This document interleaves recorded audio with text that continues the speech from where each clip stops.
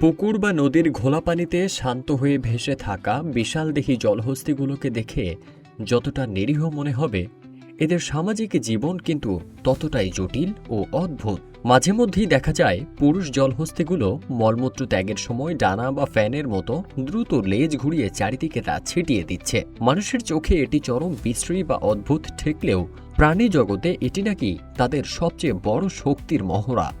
সাধারণ মানুষের কাছে এটি একটি কদর্য আচরণ মনে হলেও প্রাণীবিজ্ঞানীদের মতে এটি তাদের টিকে থাকা এবং সামাজিক জীবনের অত্যন্ত গুরুত্বপূর্ণ এক রাসায়নিক যোগাযোগ মাধ্যম।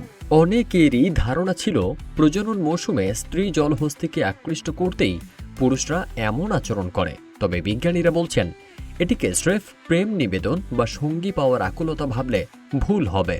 গবেষণায় দেখা গেছে পুরুষ জলহস্তির এই আচরণের মূল উদ্দেশ্য হল নিজের সীমানা বা এলাকা চিহ্নিত করা, প্রতিদ্বন্দ্বী পুরুষদের দূরে থাকার হুঁশিয়ারি দেওয়া এবং নিজের আধিপত্য বা পুরুষত্ব জাহির করা। দিনের বড় একটি সময় জলহস্তিরা নদীর ঘোলা পানিতে ডুব দিয়ে কাটায়। পানির নিচে বা ঘোলা পরিবেশে চোখ দিয়ে দেখার চেয়ে গন্ধ শোকাই যোগাযোগের সবচেয়ে কার্যকর মাধ্যম। জলহস্তির মল ও মূত্রে বিশেষ কিছু রাসায়নিক উপাদান থাকে। দ্রুত লেজ ঘুরিয়ে যখন এরা তা চারদিকে ছড়িয়ে দেয়, তখন আশপাশের অন্য জলহস্তিরা সেই গন্ধ শুঁকেই বুঝে ফেলে প্রাণীটির সামাজিক অবস্থান কেমন, সে কতটা শক্তিশালী ও হিংস্র, তার বয়স এবং প্রজনন সক্ষমতা কতখানি।